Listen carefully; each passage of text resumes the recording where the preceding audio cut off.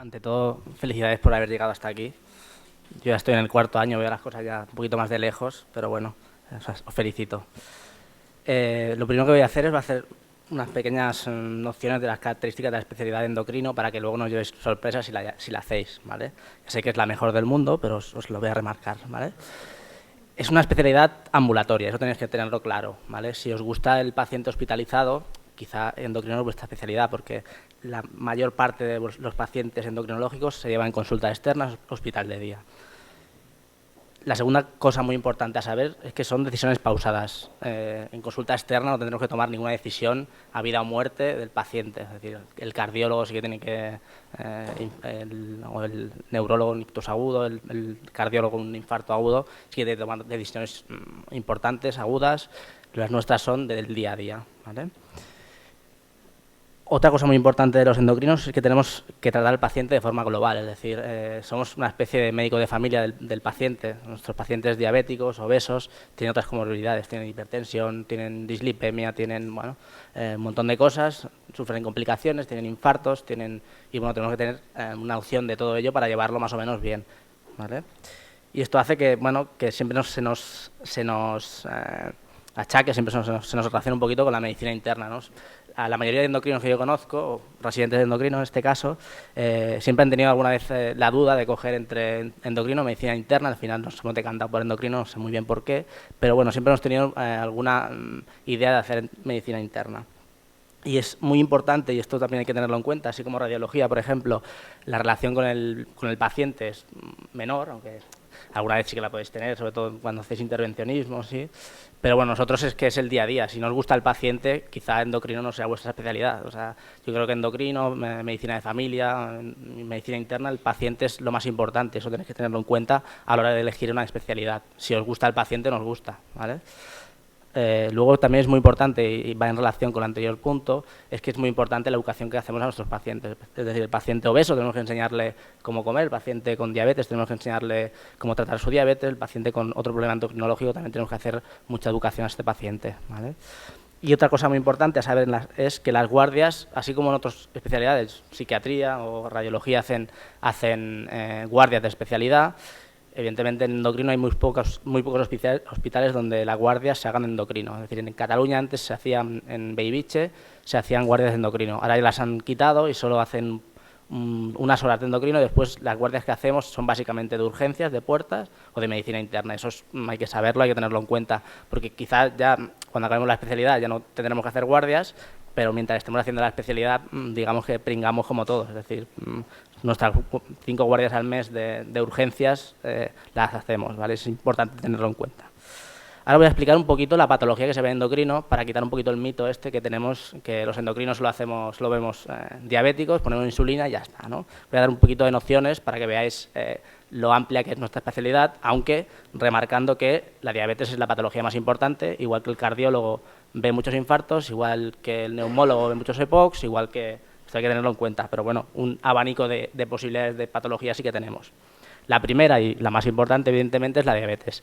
Pero dentro de la diabetes hay 1000 tipos de diabetes. La diabetes tipo 2, que se puede llevar con fármacos, la diabetes tipo 1, que quizás es la que llevamos con múltiples dosis o con insulina, es la típica pose del endocrino con su insulina, pero también tenemos que tener en cuenta que cada vez más hay más tecnología asociada a la diabetes, que cada vez más nos complica el tratamiento o lo beneficia al paciente.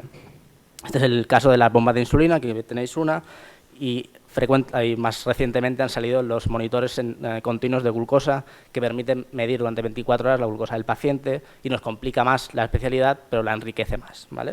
O sea que teniendo solo diabetes, la diabetes es muy, muy compleja y es más que aquello de decir, le pongo insulina al paciente y ya está. La segunda más importante patología que tenemos nosotros es la obesidad. Ya sabéis que la obesidad es la epidemia del siglo XXI y también será del siglo XXII si seguimos así. Y bueno, ya sabéis que el paciente con obesidad, aparte de tener la obesidad, tiene 1000 comorbilidades asociadas, diabetes, hipertensión, 1000 cosas más, que es importante conocer y tratar desde el punto de vista endocrino también.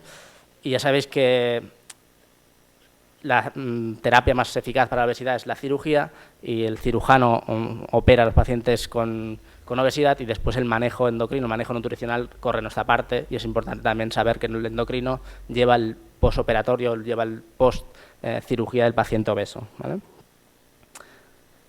Otra parte muy importante del endocrino, que quizás alguien puede olvidarse, es que nuestra especialidad se llama endocrinología y nutrición. Y la nutrición también existe, aunque parezca mentira y nadie se acuerde de ella, pero la nutrición, como mínimo, ocupa 6 meses de nuestra especialidad, ¿vale? Entonces, la nutrición abarca todos aquellos aspectos que ya sabemos, en especial pues, nutrir al paciente con alguna patología en particular. Es decir, el paciente que tenga un VIH y esté caquéctico, pues igual necesita nuestra intervención, o el paciente que esté en una UCI, en algunos hospitales la nutrición de la UCI la llevan los intensivistas, y en otros hospitales, como en el Clinic, la nutrición de las UCI la llevamos los endocrinólogos.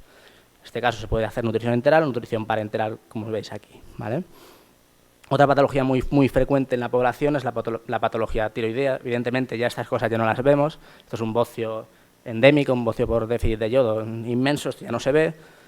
Pero bueno, lo que sí que vemos frecuentemente es hipertiroidismo con oftalmopatía de Graves. Esto sí que es muy frecuente en las consultas de endocrino.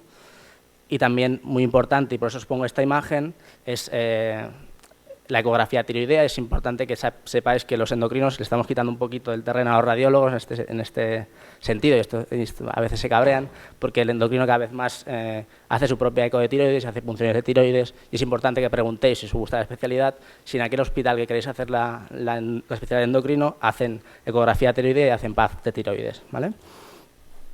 La cuarta en importancia, a mí también me gusta mucho esta patología, pero se la pongo cuarta, es el metabolismo lipídico, ¿vale? Todo aquello que tiene que ver con las hipercolesterolemias, tanto poligénicas como familiares, ¿vale? Y ya sabéis que el típico tratamiento de las hipercolesterolemias es la simvastatina, que seguro que todos la conocéis, ¿vale? Pero la complejidad dentro del mundo del metabolismo lipídico es muy grande y no solo tenéis que quedaros que todo el mundo con colesterol alto se trata con estatinas y en paz, ¿eh? Hay tratamientos muy complejos que ahora no voy a entrar aquí porque si no podríamos estar aquí 10 años, lo tengo 10 minutos, si mal no recuerdo. Entonces, la otra patología muy frecuente, digo, muy bonita, poco frecuente. O sea, hay gente que cuando coge endocrino piensa que va a haber acromegalias, va a haber Cushing en todos los lados, es decir, va a ir al mercado y va a haber alguien con Cushing comprando el pollo. Esto no es así. El Cushing, la acromegalia es relativamente poco frecuente, pero existe, ¿vale? Esto es un caso, esto sí que se ve muy frecuentemente, esto es un adenoma hipofisario, que bueno, si vemos resonancias de la mayoría de la población, pues casi un 5% de la población, un poquito menos quizá, tienen adenomas, ¿vale? Lo que es más infrecuente de ver, esto es un paciente con acromegalia muy avanzada, ¿vale? Y esta es otra paciente que tiene, bueno, esta es una paciente de consulta mía, que tiene un síndrome de Cushing, como veis aquí, con su giba y sus alteraciones tróficas de la piel, ¿vale? Se ven frecuentemente. Otra patología muy bonita también es la patología suprarrenal. En este caso aquí vemos un paciente también mío que tiene en este caso era un carcinoma suprarrenal, veis ahí la masa suprarrenal que tiene. También bonita, pero poco frecuente, tenéis que saberlo, ¿vale? Y dentro de otras patologías que también vemos los endocrinos, está la patología del metabolismo fosfocálcico, es decir, pacientes que tengan hipercalcemia, sobre todo por algún hiperparatiroidismo primario. Patología gonadal, es decir, el síndrome de ovario poliquístico es un tema que llevamos entre endocrinos y ginecólogos también. Muy importante, sobre todo desde el punto de vista del Clinic, los trastornos de identidad del género, es decir, los pacientes que tienen transexualidad, que aquí somos un centro de referencia. Enfermedades genéticas con repercusión endocrinológica también vemos, es decir, síndrome de Turner, síndrome de Down que tienen alguna repercusión endocrinológica. Patología tumoral, también llevamos los endocrinos, todos los tumores neuroendocrinos, ¿vale? Estamos a caballo entre los oncólogos y endocrinólogos, y también muy importante la endocrinología pediátrica, sobre todo cuando acaba la residencia, si los que tienen trabajo y trabajan en la privada a veces también tienen que llevar pacientes pediátricos desde el punto de vista endocrinológico, y es importante saberlo. Ahora ya sé que queréis todo el mundo hacer endocrino después de lo que he dicho. Importante es saber qué aspectos a mirar en el hospital para hacer endocrinología.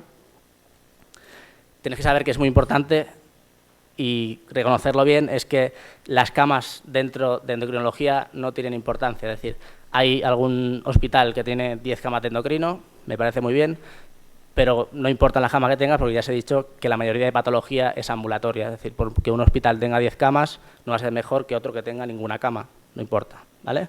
Esto es importante saberlo. Importante saberlo también, importante preguntarlo, como he dicho antes, la posibilidad de que el residente o dentro del servicio endocrino se hagan sus propias ecotiroideas y se hagan PAF de tiroides, ¿vale? Importantísimo también que el hospital que elijamos, tenga hospital de día, ¿vale? La mayoría de cosas en endocrino se hacen ambulatorias y el hospital de día nos evita ingresar muchas veces al paciente, ¿vale? Y podemos ver pacientes mucho más rápido, ver mucho más carga de pacientes que si ingresamos al paciente. Es importante también preguntar por si en nuestro hospital una de las rotaciones que hace el residente es ir a los a los centros de atención primaria y hacer de endocrino dentro de los centros de atención primaria, porque ahí veremos patología que quizá no sea tan grave, pero sea mucho más frecuente y la veremos ahí en los ambulatorios. Quizá no veremos al diabético súper complicado, pero veremos al diabético más leve, que es lo que veremos en el día a día, ¿vale? Importante también preguntar si nos dejan hacer una rotación externa para ver cómo se hacen las cosas en otro sitio, no porque se hagan mal en el hospital donde estamos, sino para ver otros puntos de vista, ¿vale? Importante también preguntar si se hace rotación por endocrinología pediátrica.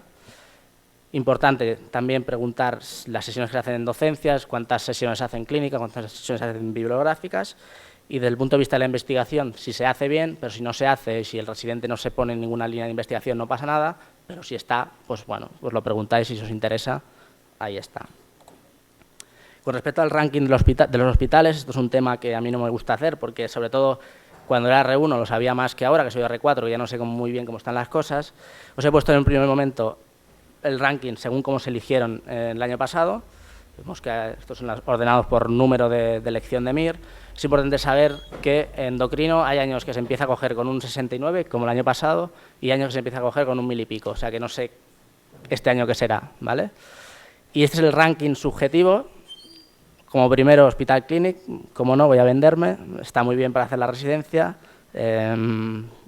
abarca todos los aspectos de la patología, tienen PAF de tiroides, tienen trasplante renopancreático.